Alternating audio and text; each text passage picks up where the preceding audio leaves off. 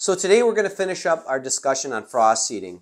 Today we want to talk about the actual getting the seed to the ground, how, why, what we recommend avoiding. We want the best chance of success for you with your clover plots and your switchgrass plots. Let's talk about frost seeding. So one of the things we want to discuss right off the bat is what we are not going to frost seed. We're not going to frost seed buckwheat. We're not frost seeding rye, oats, the big cereal grains, peas, brassicas. We're not going to frost seed any of that. I just don't think there's a very good chance of success. A lot of those plants that I mentioned aren't even going to take the frost at all, so you're just wasting seed. You're feeding the birds. So let's just talk about clovers. Let's talk about switchgrass. Now, we did a video a week ago discussing what you should and shouldn't use with clovers. The switchgrass you should be looking for, the switchgrass you might not want to use in certain situations. And we got a lot of feedback on that, a lot of positive feedback, a lot of people thanking us for saving them money, pointing things out where you're paying for stuff, folks, honestly, you just don't need. So we're going to take that information and piggyback it with today's video. Let's talk about frost seeding. So what we want to do is talk about the best seeding method, and we're going to talk about the Earthway bag seeder. This is the one I use all the time. I've tried a couple other bag seeders, and honestly, I just thought they were garbage. It just wasn't built well. The agitator didn't work very well. I'm not sponsored by Earthway. We do not sell Earthways. I just like this. I think it's built well. It works really well. I think Solo makes a chest-mounted unit. I'm not sure if the settings are the same as far as if you set this at 1, that gap opening is going to be the same on the Solo. I'm not sure. I'd like to try one day because so many of our customers use it. We might look for one this year and kind of put it through the ringer and see what we think. But so just for today's video, we're going to use the Earthway bag seeder. And a quick note, I really wanted to do this outside. I'm looking outside right now, and there's a lot of the snow is gone. But folks, it's blowing 50 miles an hour out here, and it's just miserable conditions. A, to try to put seed on the ground in the wind, but B, to try to talk and get a video that you guys can hear me clearly. I don't have all the fancy mics and noise-canceling mics, so as much as I'd love to be outside today doing this video, and we had planned on it, it's just the wind won't die down. So we're going to be stuck in here for most of this video. We will take you outside to walk around the food plot a little bit that we're going to work on this spring, but unfortunately, again, I'm sorry, we're going to be here with the blackboard and Mother Nature's just blowing 50 miles an hour. So, all right, so I like this Earthway bag seeder, and for the clovers and the switchgrass, I like the setting 1. Okay, and I'm going to try to get close up here. So we put the back side of this little stopper right here is at 1. So when you open your gate, and I'm going to take the camera and I'm going to put it down here and show what I mean. When you open the gate, it's at 1. When you open this is hitting there at 1. That's what I like to do with switchgrass. That's what I like to do with clover. I walk a little faster, so I might actually go like 1.2, 1.3, just over like a 1 1/4. But that's what we're going to do. So what we end up doing, let's say I'm gonna frost seed this. Let's just call it, for simple purposes, this is 1 acre, okay? This is a clean 1 acre field. We got it prepped last year. It was rye or oats or something. We're going to do 1 acre of clover, so I'm going to put half the seed I need in this bag. All right, I'm going to start walking with my setting at 1, maybe 1 1/2, back and forth until it's all gone. Okay, then I'm going to put the other half in here, and I'm going to walk this way until it's all gone. Okay, so you got perfect coverage. You don't have all your seed up here and none down here. You get a chance to hit it everywhere. Okay, when it comes to these little seeds, brassicas included, I have a brassica video out there that talks about the same way of doing this. To me, planting all these food plots over the years, this is the best method I've found for doing these little tiny seeds. Brassicas, clovers, switchgrass, radishes. This method where you go half this way, half this way. Now, if you've got some real oddball looking plot, maybe it looks like, I don't know, the state, I'm just going to pick on Florida. It looks like the state of Florida, you're gonna have to do something where you can kind of keep in mind how you're evenly distributing that seed. So that, to me, the actual walking around and distributing the seed, that is what I found works the best. Do it half one way and half the other way. Now, one of the things with this low seed setting rate, okay, you can't see the seed. And so, myself included, when I first started doing this, I'm opening that gate until I finally see seed coming. You could be at 2, almost 3 sometimes. So I'm going to step sideways here. Let's see if I can. All right, so as I'm walking, okay, I've got the gate open. I got some fingers dropped right here. Okay, as I'm spinning, I can feel the seed hitting my fingers. You know, you might have one finger down here, you might have 2, but as I'm walking, I can feel the seed hitting my fingers. So I know it's coming out. Okay, if you don't feel seed hitting your fingers, it's not coming out. But like I tell people, you got to trust the process. If I can feel seed coming out, it's going all over the place. So just keep doing your walking. It might take you longer than you want. But like I said, I'd rather have you have even distribution doing it that way than all your seed. You try to get it all done in one shot, and all your seeds up here, and this is bare down here. Okay? So that, to me, is the best way we found frost seeding, whether it's switchgrass or clovers, or in the summer when you're doing your brassica plantings. That is the best way to get an even distribution of seed. Half what you need go this way, half what you need go this way. You know, and if it's a long switchgrass planting, just kind of go back and forth until it's all gone, and then the long way. And is it perfect? No. But I have found through the years, all these food plots I've put in, that's the best method.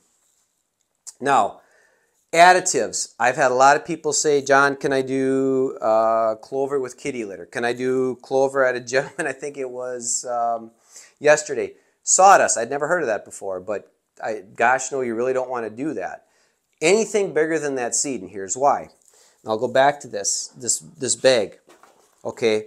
And we're using 1 as a setting, and it might be 1.5. You know, I can't quite remember, but it's like 1.2, somewhere in there, just over 1. Now I've got kitty litter or something big, lime. Now I got to open that gate to a 2 to get that bigger additive out. Now I've got too much seed coming out. And all my seed, as I'm walking and, you know, you're turning and moving, all the little tiny seeds work into the bottom of this. I've seen this time and time again. So now you've got kitty litter everywhere, but all your seed's up here or down here, wherever you start. That's where all your seed is, and it's overseeded. I just don't think that works. Now, there's thousands of people that see these videos, and somebody out there somewhere says, John, you're lying. That's bad information. I do it all the time. That's fine. Keep doing it. Okay, if it works for you, keep doing it. But this is, to me, this is the best process I have found. I have not found adding anything to small, tiny seeds works very well. So that's just what we recommend. This is exactly how we recommend to anybody that calls in at Northwoods. Okay, so now we're looking down into the earthway seeder. Sorry, it's kind of dirty. Somebody didn't do a good job of cleaning it out. But I'm going to show you what I mean by going to 1. All right, you should be able to see that opening. That's 1 on the side gauge. Now, we were talking about adding kitty litter or, you know, something bigger.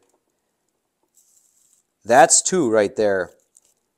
That's almost 3 or 4 times wider than I need it to be for the clover or the switchgrass, but the kitty litter can get out. So if you can understand why I don't like doing that, it's such a wide opening that any clover seed down there, it's just, you know, you've got 2 to 3 times more coming out than you need to. So that's what we recommend. 1 is right there, you know, and you could play with that a little bit, but as long as you know the seed's coming out, it should work just fine.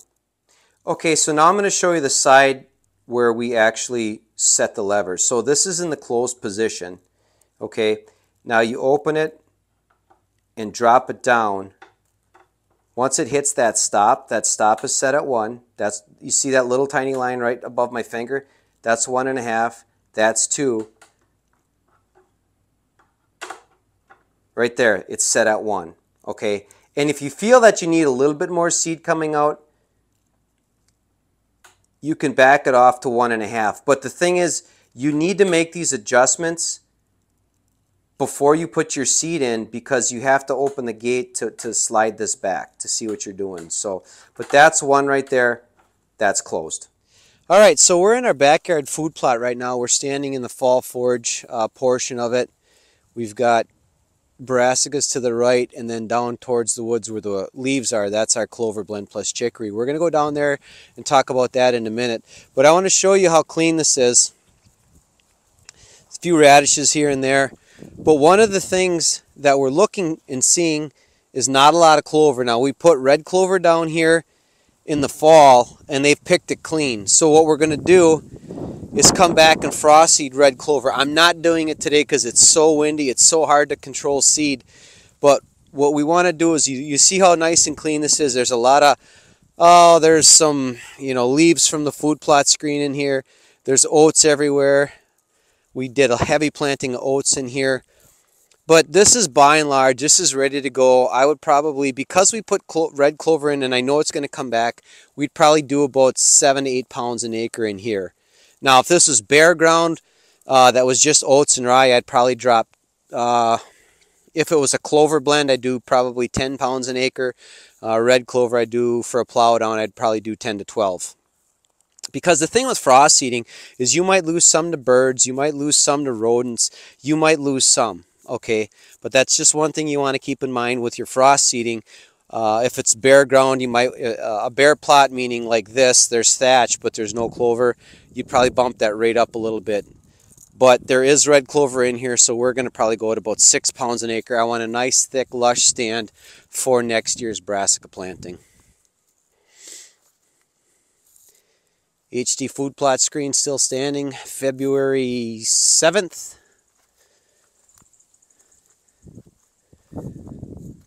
Been pounded to heck all winter. It's still standing. Now here is something a lot of you folks that are seeding in woods plots, food plots that are in the woods, have to pay attention to this. Now we talked about this a couple months ago in a video, how we had a lot of east winds here. I'm looking to the east right now, and all these basswood, birch, actually these are cottonwood, all the leaves ended up right here. Okay, and this is a clover chicory plot that's drowning in leaves right now. You can see, we talked last week about clovers in the UP staying green. It's February 7th. Those clovers are still green. All right, a lot of what you're buying in the store, they're going to go dormant in the winter and they're useless to the deer. Our clovers are still green. But here's the thing you got to be careful about. That is an awful mess to try to frost seed into. So my option, if I was going to frost seed today, my option would be riding lawnmower and take the leaves off, or leaf blow it out. Okay, the wind is out of the west today, so it's going to blow right to the woods. I would be getting all these leaves off before I frost seed. So you guys and girls that are frost seeding in the woods, pay attention to this, because you're not going to get your seeds down to the ground. They're going to be sitting on top of these leaves, and you're going to be feeding a whole lot of critters. Now, another thing talking about critters, you see how close we are to the woods? There might be more critters out here looking for your clover seed than back over there where we were going to seed up on top of the food plot, okay? So that's another thing you might have to bump the seeding rate up. Are you going to be feeding something other than, getting your food plot planted? So just something to think about. These are things nobody talks about, things nobody thinks about, but we see this a lot dealing with customers every day. So again, if I was going to be frost seeding here, these leaves need to be blown out of here, mowed out of here. We do not want to be dropping seed on top of all these leaves. Here's more of our chicory popping through a real heavy layer of popple leaves. This, I still wouldn't seed into this. I wouldn't frost seed into this at all. Now we're starting to get away from the tree line, the popple trees. This is ready for frost seeding. We got a little bit of a broadleaf in here. We're going to have to take care of some grass. We're going to probably, I just don't like to spray because we're so close to our swimming pond. But mowing, and we might have to drop some spray on it. But you can see here again, there's our clover and our chicory. February 7th here in Upper Michigan, and it's green as can be.